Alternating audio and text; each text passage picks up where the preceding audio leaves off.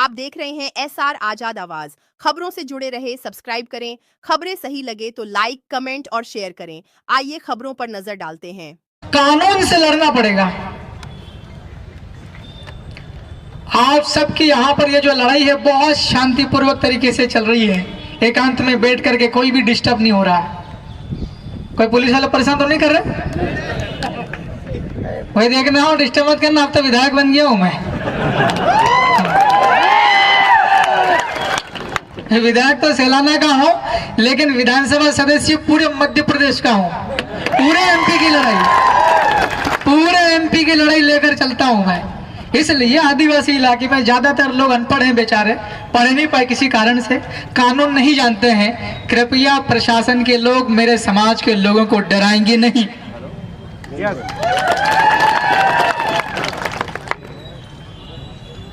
मेरे को यह जानकारी मिली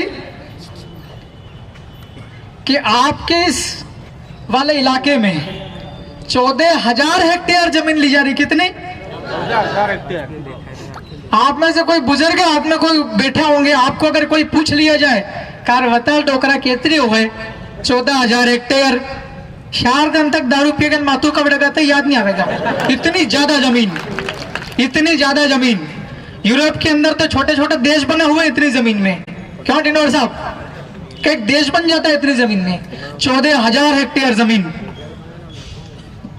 आप और हम अगर पढ़े लिखे लोग जब मेट्रो शहर में जाते हैं, इंदौर, भोपाल, दिल्ली, बम्बई, कहीं और भी बाजार में हम लोग जाते हैं, पेशाब लग जाती है, अपने कोई फ्री में पेशाब भी नहीं करने देता है। करने देता क्या है? मैं वही कह रहा हूं ना, पेशाब करना मुसीबत हो जाती शहर में एक आदिवासी आदमी को। और ये 14,000 हेक्टेयर जमीन ले रहे हैं, ये किसका पूछ के ले रहे हैं? आप लोगों से पूछा क्या? उधर महिलाएं बैठी है हमारे समाज की, क्यों भाई बताओ, आपसे पूछा क्या? इधर से महिलाएं बैठी, पूछा क्या आपसे? बताओ। ये उधर नारंगी वाले तुम भी बचाओ, पूछा क्या तुमसे? देखिए नारंगी भी मना कर रही। प्रशासन नोट करना है एक एक पॉइंट हमारा। आपसे रिपोर्ट मांगी जाएगी। एकमात्र विधायक आया था अकेला आदिवासी वाला, क्या क्या बोल के गया बताओ।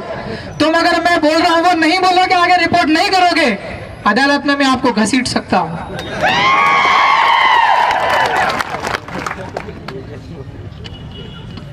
असल में हम लोग जहां पर जो बैठे हैं, ये झाबुआ जिला पड़ता है और पूरे भिल प्रदेश का सबसे बीचों बीच में ये जमीन है। सबसे बीचों बीच में पूरे भिल प्रदेश में हम लोग जो बैठे हैं, झाबुआ जिला, ये भिल प्रदेश की भविष्य में राजधानी बन सकता है। मैं किसी आनगढ़ मानगढ़ की बुराई नहीं कर रहा हूं, मैंने सेंटर पॉइंट बताया आपको।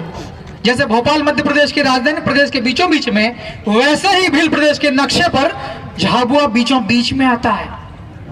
आप में से कोई साथी अगर मुख्यमंत्री बनेगा तो कोई भी आदमी आसानी से आ सकता है कि नहीं झाबुआ? हम लोग झाबुआ को राजधानी बनाने की सोच रहे, और तुम लोग उसको खोद खोद कर जाने कौन सी खनिज क्या है, ग्रेफाइट, कितना गहरा, मैग्नीज, कितना गहरा खोदने का बोल रहे हैं? मतलब ये लाखों में, ये बता रहे। देखिए ये पूरी जमीन उल्टी पुल्टी करने का सोच रहे हैं। मकान हिल रहे हैं, पूरे गांव हिल रहे हैं। मैं विधानसभा का सदस्य हूं, नियम कानून सब जानता हूं, अंग्रेजी भी जानता हूं। बिना ग्राम सभा की अनुमति के, सहमति के, प्रशासन के लोग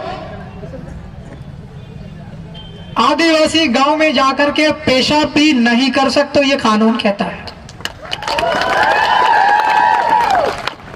ये कानून किसी अकेले आदमी ने नहीं बनाया, पूरी विधानसभा बनाती है राज्य स्तर पर। ऐसा कानून बना था Panchayat extension to scheduled areas in the year of 1996 on the basis of report. Name of the report is Bhuria committee. वो भी हमारे दिलीप सिंह जी भूरिया ने बनाया। उन्होंने, उनकी रिपोर्ट पर पैसा कानून बना। उसी कानून को ये लोग मानने को तैयार नहीं है। अभी की हड़ा मांगी रख नहीं मांगी रखो, सो मांगी रख है।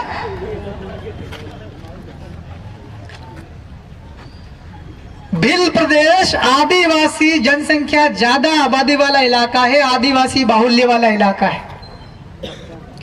इस देश की संसद में, लोकसभा, राज्यसभा और विधानसभा के अंदर में जो कानून बनता वो सीधे तौर पर आदिवासी इलाके में लागू नहीं हो सकता। यह कानून कह रहा है, कानून खुद ही कह रहा कानून लागू नहीं होगा। ऐसा कानून यह कह रहा है कि दूसरे कोई से भी कानून नहीं लगेगा, कुछ भी काम करना चाहिए, आदिवासियों का भला करने से संबंधी कोई योजना, नियम बनाना है, कोई से भी योजना का क्रियान्वयन करना है, बगैर सहमति के आदिवासी इलाके में नहीं लगेगा। कारण इस देश का मालिक है आदिवासी मालिक। 5 जनवरी 2011 का जजमेंट। देख, दारू पीना बंद करना पड़ेगा।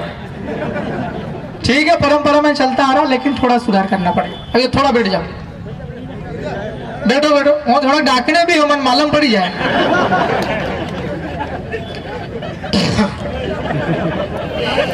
इसका बैठा वही कोई बैठा दो, वहां पे पकड़ के बैठा दो उसको, डिस्टर्ब मत करो। ठीक, कोई बात नहीं।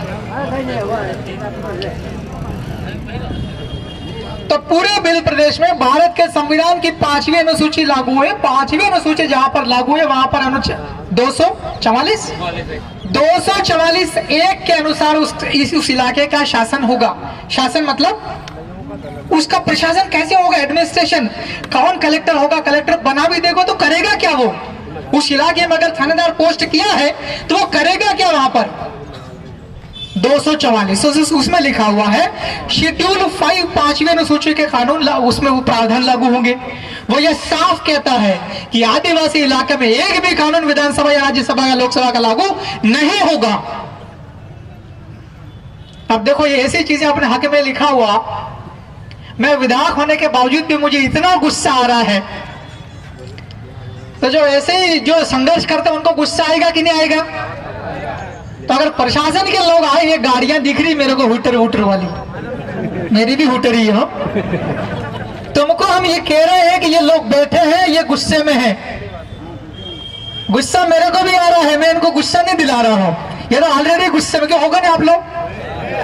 आज शांतिपूर्वक बैठे हैं आप लोग। हम जो चाहते हैं वैसा कर दीजिएगा। हम ये चाहते हैं, ये जो आपका खनिज वाला ग्रेफाइट और क्या है, ग्रेफाइट और मैग्नीज का खनन करने की जो आपने अनुमतियां देने की तैयारी है, नीलाम हो चुके हैं। ये सारी की सारी नीलामी तत्काल आप लोग इसको निरस्त कर दें। और अगर आप लोग नहीं करते हो निरस्त, मैं तो विधानसभा का सदस्य ही हूं, आदत पुरानी है पहले वाली, है नहीं? तो भाई लोगों, अगली बार हम लोग ऐसे शांतिपूर्वक बैठकर नहीं करना चाहिए। फिर हम चलेंगे, संख्या बढ़ेगी लाखों की तादाद में। हो सकता हम सारे कलेक्टर ऑफिस के अंदर घुस जाए।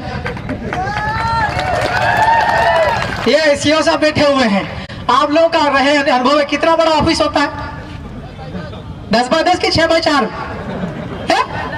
6x4, 4x4। देखो 4x4 तो और छोटा होता। 4x4 वाले ऑफिस में कोई सा भी हो, चाहे मुख्यमंत्री जी का हो, चाहे प्रधानमंत्री जी का हो, पुलिस वाले दबाव में मत आना। 14,000 जमीन आप लोग ले रहे हो हेक्टेयर, छोटी मोटी बात है क्या? 4x4 का तुम्हारा ऑफिस, उसके अंदर अगर 1 लाख लोग अंदर घुस गए, कितनी पसीना गर्मी कितनी हो जाएगी? जानते हो इस बात को? इसलिए तत्काल अब इसको निरस्त करो।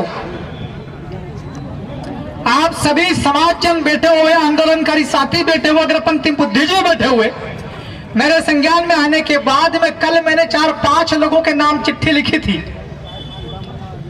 1 नंबर में मैंने ये लिखा था कि पूरा भारत जो वो रिपब्लिक है, रिपब्लिक गणतांत्रिक देश का मुखिया होता है, उसको कहते हैं राष्ट्रपति। हमने राष्ट्रपति जी को कल चिट्ठी लिखी। दूसरे नंबर पर भारत के प्रधानमंत्री नरेंद्र मोदी जी, उनको भी चिट्ठी लिखी। उसके बाद प्रदेश की सरकार को चिट्ठी लिखी, राज्यपाल मंगू भाई पटेल माननीय। दूसरे नंबर पर मुख्यमंत्री जी श्री मोहन जी यादव। इन 4 लोगों को चिट्ठी लिखी। जो मेरे पास में जानकारी थी वो जानकारी लिख करके और डाल दी। विधायक होने के नाते एक फायदा यह है, हम अगर कोई चिट्ठी लिखते हैं, चिट्ठी लिख के मेल कर देते हैं, वो सीधी सट उस अधिकारी के पास पहुंच जाती है टेबल पे।